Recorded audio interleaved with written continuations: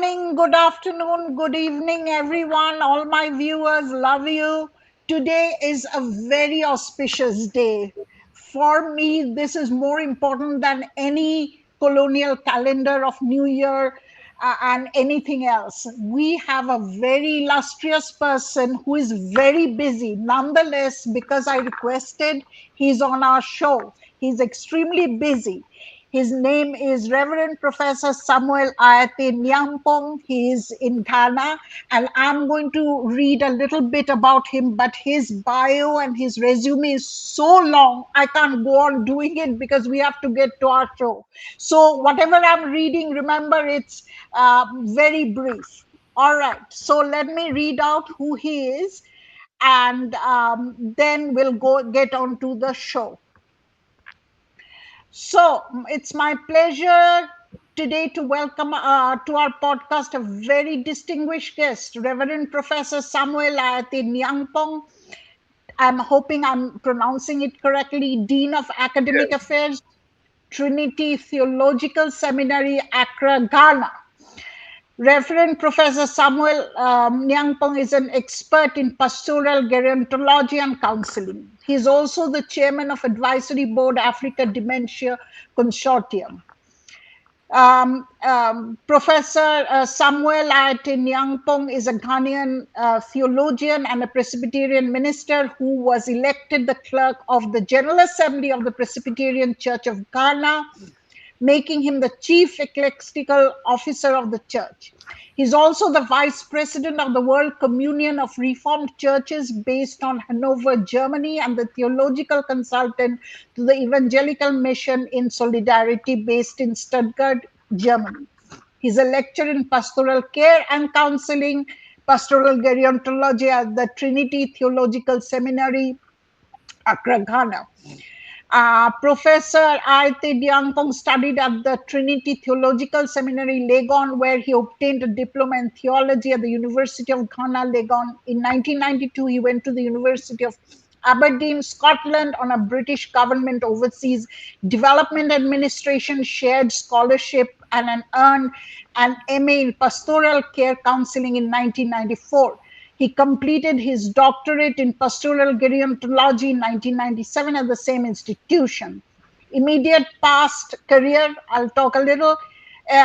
Past clerk of General Assembly, Presbyterian Church of Ghana, theological consultant, Evangelical Mission in Solidarity, Stuttgart, Germany, vice president, World Communion Reformed Church, immediate past present African Association of Pastoral Studies and Counseling Manual on Conflict Resolution and Management, Economical and Social Relations of the Presbyterian Church of Ghana, a resource of the church leaders, pastoral care of elderly in Africa.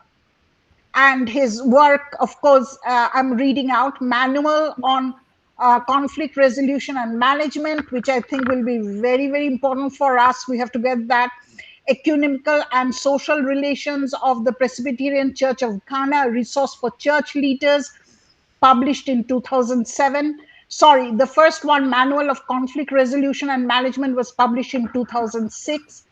Pastoral Care of Elderly People in Africa, Contextual and Cross-Cultural Study, 2008, Aging in Contemporary Ghana, 2008, editor and publisher of the Messenger magazine, the magazine for the African churches in partnership with Mission 21 Basel, Switzerland, 2008, 2009, 2010, 2011, 2012, Aging Gracefully, a practical guide to healthy and successful aging, a study of pastoral care of the elderly in Africa, an interdisciplinary approach with focus on Ghana, of the 2014. But this is not all. There are more. I mean, it's his career is fantastic, but we have time constraint. So that's my very short introduction to our honored guest. And Thank now you. we are going to go to the questions that we have. And what I'm going to do, I'm going to share this with the audience so that when I question him, the audience can also look at the questions because I think that will help them, etc.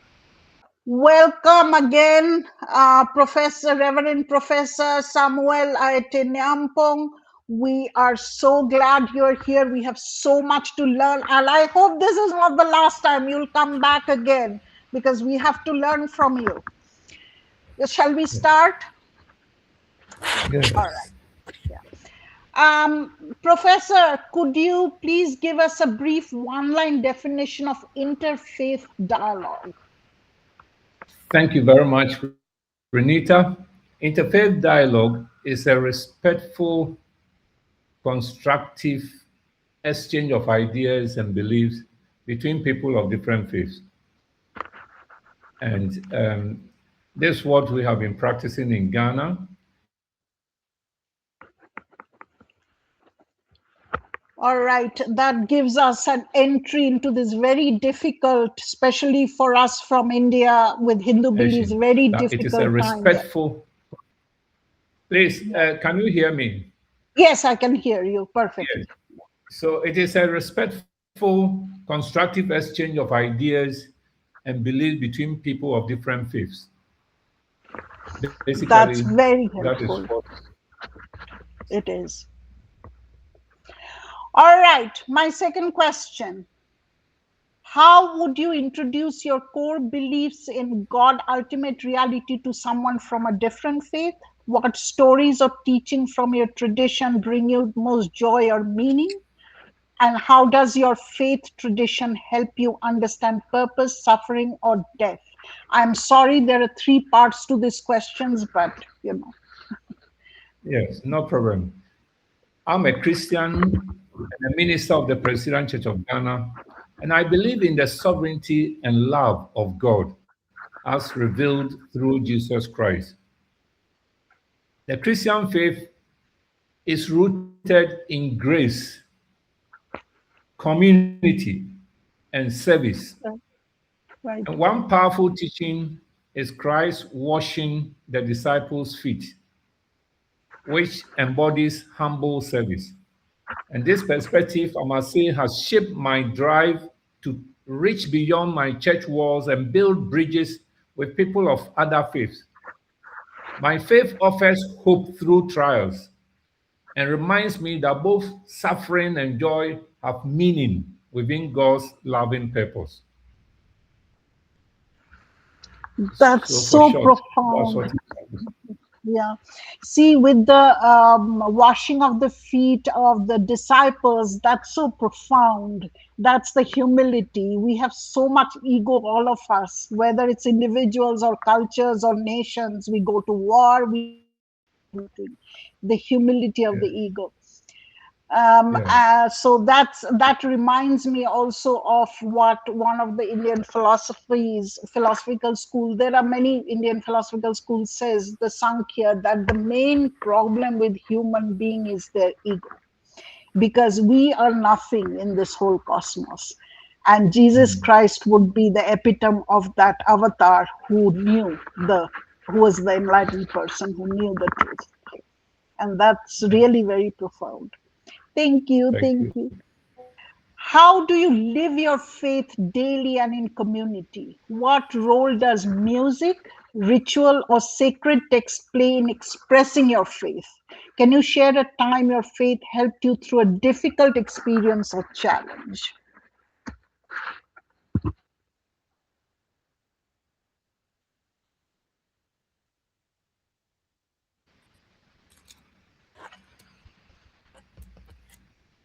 Hello, come again. There was a Yes. network break.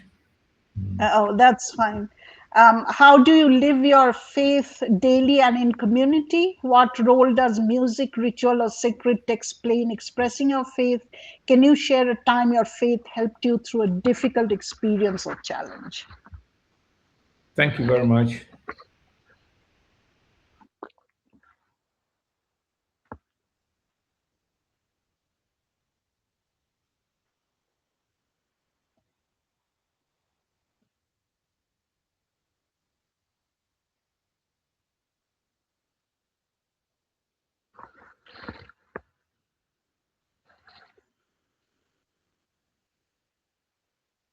Are you there, Professor?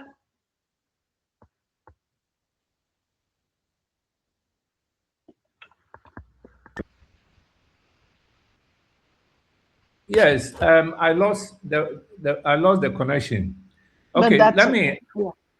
let me begin. I say that every day my faith guides me through prayer and scripture and community development.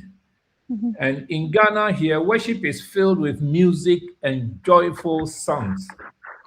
Dancing and praising the Lord form part of the daily worship. So living my faith is a daily endeavor. I start each morning with a moment of reflection and gratitude to God, often accompanied by music or prayer that lifts my spirit. And you know that the Bible offers wisdom and guidance while sharing my personal stories also with my communities. And these strengthen me. I must say that in times of joy and struggle, these practices provide comfort and direction. You know, in Africa, we go through some economic challenges, but the Of course. daily prayer and reflection upon your life as you draw near to God can strengthen you, and you can draw a lot of inspiration from it. I have a habit of sending text passages to some people in my community, and they come back to tell me that these texts inspire them a lot as they go through challenges of daily living. So, my faith is something that encourages me to go through even difficult times, and I share the same with others who are also encouraged. But alongside these personal daily activities, I had the privilege of serving as the director of the Presbyterian Interfaith Research Center. And during that period, I formed the International Interfaith Women's Network for Peace and Right. Development. Right. And that is a very vibrant group that is working now. They met for the annual conference about a week ago, and I was there to address them. So my faith encourages me, and I share with others. And through that, we've been able to bring people of other faiths also together to Right. form a network to establish peace and development programs in Ghana. Right. Yes, That's so profound because poverty is something we face, whether it's Africa or India, we face it daily. yes, And there's suffering, yes. But we have to build that community. That's the most important thing, what you talked about, the community building, which is yes, so hard. And we are coming more to it. yes. So, my number 4 question is, what contributions do faith communities make to a diverse society? How does your tradition teach compassion and service to those outside your faith? How do you navigate disagreement or differences with people of other beliefs? Yes. In Ghana, faith communities like the Christian, Muslim, and traditional religions play a Right. key role in building peace and providing education and healthcare. So in Ghana, the Presbyterian Church, for example, has set up about 10 hospitals. We also have other Muslim Ahmadiyya hospitals and clinics in town. The Presbyterian Church of Ghana has over 5,000 schools. That's educational institutions. And we have 3 universities. We also have the Muslim universities and schools. So faith come together to provide education and healthcare for the people of my country. And through that, we've been able to strengthen our cooperation. And interfaith dialogue helps us to build community and to support community. Irrespective of faith, anyone Exactly. can come to any of the schools. We don't only attract Christians to the schools. Anyone, whether you're a Muslim, Hindu, or whatever, can school in any of our mission schools. The same way Christians can also attend Muslim schools and Muslim universities. So through this collaboration, we've been able to strengthen the educational system and healthcare in Ghana. And I must say that compassion and service are central to this tradition Right. because compassion calls us to care for all our neighbors. and also try to resolve disagreements through dialogue. And so we do that. The Christian Council of Ghana and the Muslim Mission in Ghana do often come together. If there is any disagreement in society, we come together and find ways of bringing reconciliation and peace. So all the religious groups work together to bring peace and development in Ghana. And from very childhood, if this is practiced, then as they grow up, there is that hope of, later things will work out. Yeah. Yes, sure. And Ghana is known, if you come to West Africa, you'll notice that Ghana is known for the peaceful nature of the political system, the social system, and many West Africans and other Africans come to Ghana to learn from Ghanaians Exactly. Yeah. how we coexist peacefully in that Exactly. multi-religious environment. So we have a lot to share, even with India. Exactly. I'll go to 5. What experiences have shaped your views on other religions, positive or negative? How do we listen to each other, which is not there nowadays, and maintain our traditions' integrity? What are you hoping to learn? What are you hoping to learn or unlearn in this interfaith space? Yes. My upbringing in Ghana, where we are surrounded by diversity, Right. and in terms of religious diversity, we have different tribes also. We do not all belong to one tribe, as you know, and we Yeah, have different like in India. Yeah, exactly. and Yeah, we have different languages and dialects. So exactly. to be able to exist and make impact, we learn to collaborate and to come together to exist in order to foster peace and development. Right. So we organize interfaith conferences from time to time, and we collaborate with Muslims and traditional leaders. And then we work with women and youth networks, Right. to empower them in order to go into the communities and then help, create a peaceful environment where development can progress. You see, because where you don't have peace among the people, there's always conflict between tribes. There can be conflict between tribes, conflict between religions, and always the nation is, kind of at stress. But Ghana, we try to come together, even though we come from different backgrounds. Right. And this has really strengthened me, my resolve not to discriminate against people of other faiths, but rather to collaborate with them so that we can build a peaceful society and create spaces where all voices can be heard. Yes. That's very profound. What I'm getting from here is when there is a conflict, like in India, there are also many languages, many things, and so forth. It's very much like Africa. When there's a problem, people start, running around and what do we do? But what I'm hearing from you is it's a continuous process, continuous dialogue. So just because a problem is happening, now we are running around and saying, oh, what do we do? What do we do? But we are not seeing that this is a interfaith dialogue is a continuous process. It can't be Yeah. just one time when there is a problem, because Yeah. then we don't know how to deal with it. That's very profound, and I hope people who are hearing you, those who are in power, they will emulate this model. And I'll be in Ghana, I'll talk to you more in India, because this is so profound, because we Thank have similar conflicts. It's very similar. Okay. Thank you. Let me go to number 6. How do you see your tradition's narrative relating to others? For example, for a Hindu or a Muslim outside, or someone outside of the Abrahamic faith, like you talked about traditional religions in Ghana, or Yeah. even a Muslim who is part of the Abrahamic faith, how do you see your tradition's narrative relating to someone outside of your faith? And I use the word Hindu because most Indians would be watching this, so Yeah. it could be a Thank you very Muslim much. also. Thank you very much, Renita. I see my faith story as part of a larger tapestry that includes the non Abrahamic traditions, indigenous beliefs, and even secular philosophies.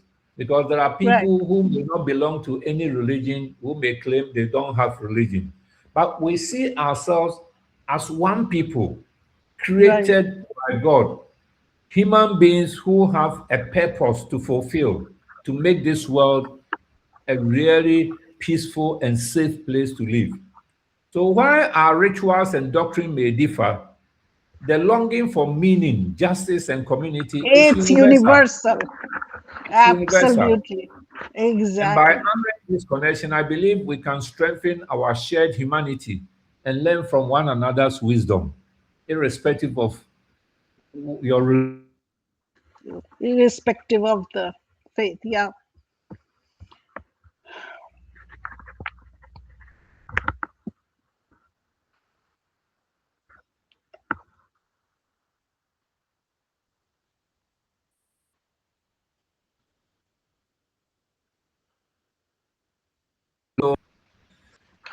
Okay.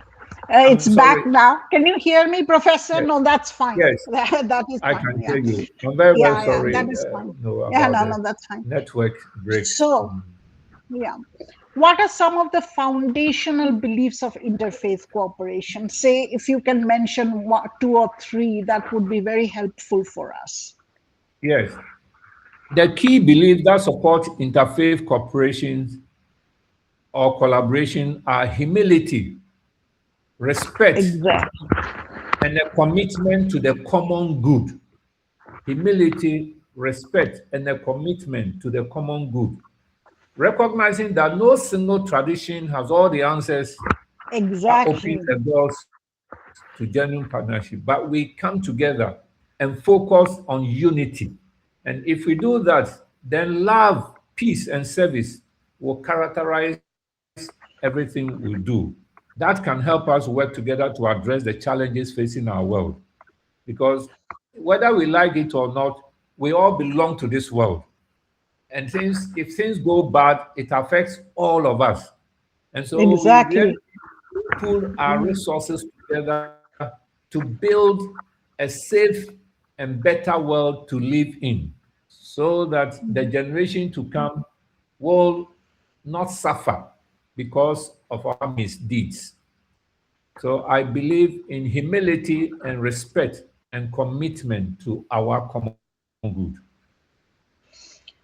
See, what I'm getting from here is humility is so important. If I go around saying I know everything, I'm the best, then there's no community building. The humility which you started with Jesus, um, he Yes. washed the feet of his disciple, and that's one of our monks also said the same thing, that Swami Vivekananda, he said the same thing, that he did actually serve his disciples. And so that is a message, the humility. We all are trying to say we are the best, and this vanity, this ego, and that's so important. And then Yeah. Thank lastly, you. thank you, Professor. Yes, this is profound, but I hope that we can continue later on with this. I mean, in other Yeah. podcasts. Now I'm going to bring in something very, very sensitive, but I wanted to bring in and learn from you because you are an Yeah. expert in the field. On December 18, 2025, in Bangladesh, a man was falsely accused of blasphemy against the Prophet of Islam, and then he was he was mob lynched and burnt alive, and there's huge protest going around. This is actually not a hate crime. It is part of the larger Hindu genocide going on in both Pakistan and Bangladesh. You can see that from in 1930 they were almost half the population. Now they're 7.5. Either they flee to India or they convert, which is also very hard. But people, if you don't want to convert, then you flee, because there are not many other options. And it is what I call a genocide, because according to Raphael Lemkin and according to the United Nations, genocide is not a hate crime. It's a continuous process, intergenerational, undermining the foundations of your culture. So they want to cleanse Bangladesh and probably Pakistan, which they did in Afghanistan, which was originally Buddhist, Hindu, Sikhs. cleanse that nation of all Hindu population. When something like this is going on, when Hindus are out in the streets, there's so much like protest, this, that people are talking about. Do you think incidences like this, right after this, an interfaith dialogue is possible? And I'm not talking about left wing, right wing, conservative, liberal, just people to people. Is it possible? I mean, what you told us is very profound, but in such a sensitive moment, is it possible? Can you give us the tragic suggestion? incident of religious, yeah, the tragic incident of this religious violence in Bangladesh is a painful reminder that the work still have to be done, that the work of promoting interfaith dialogue. In the face of such Exactly. suffering, the temptation is to retreat into fear or suspicion. Yet I believe that dialogue is not only possible, but necessary. And so by coming together in grief and solidarity, we can mourn the loss, condemn violence, and reaffirm our commitment to peace. Dialogue in these moments is an act of courage and hope, and a way to resist hatred and build a future where dignity is held or upheld for all. So I believe that dialogue will continue so that we can finally establish peace and understanding among the different factions. That's what I would say on that. Yeah. And when things like this happen, it hurts both the perpetrator community and the victim community. Both are in pain, right? Because there's hatred from Yes, this side, and there's, yeah, suspicion. Yeah. So we have to yes, overcome that and enter into dialogue, as you're saying. yes. And I believe that we can all mourn the loss, condemn violence, and reaffirm our commitment to peace. If we're able to do that, then we can heal the past. And let me Exactly. tell you that Ghana went through a period of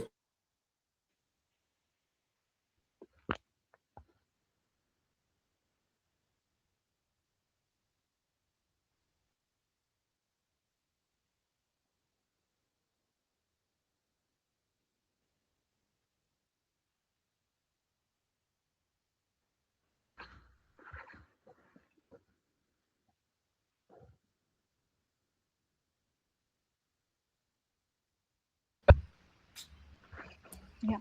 Yeah. Please I'm sorry continue. Yeah. again. No, that's Yeah, fine. No problem. You're talking about yes, I was Ghana. saying that Yeah. yes, Ghana went through a period of civil unrest and killings and military coups.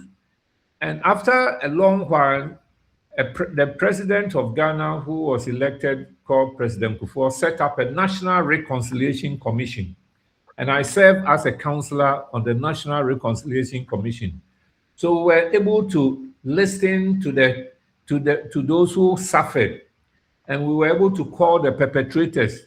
And then we set up this process of healing, psychological healing, and also to some extent compensating those who needed some compensation.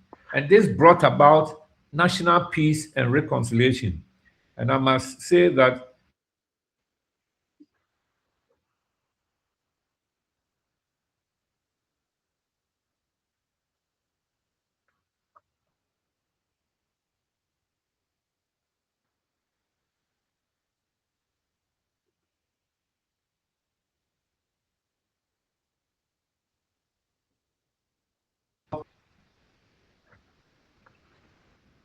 yeah. Yeah. Please go on. I can hear you now. Yeah, so we're able to establish peace through the National Reconciliation Commission, on which I served as a counselor. So that is a good, I would say, reference point for Ghana. The reason why Ghana is moving in peace, that we've been able to set up a national reconciliation that was able to listen to the hurts and pains of those who have suffered and to bring reconciliation. Thank you. And this, what I got, the most important thing is healing. We need a Yes. process of healing, because it's, Yes. the wound is so deep that people, and the government has to be proactive, like you said, that there is a national reconciliation committee and so forth. And so that Yes. was, thank you so much, Professor, Reverend Thank Professor you. Ayete-Nyampong. And I hope, I Thank know you. you're super busy, and I'm very thankful from all people, my audience, and from other people in India and so forth, that you give so much time to us despite your huge schedule and everything that you've done. But I hope this is not our last podcast. I will ask you with your time, of course. You have to make time, Yes. and for you to come and teach us, because everything you said, it's not just Ghana, it's also India and across the world. Thank Thank you you very much. so much. Thank you so much. Thank you, Professor Renita. I'm very sorry again for the network, No, I breaks. think that Uh, that's fine. It happens all the time to me. Thank you. Thank you. Thank Bye. you.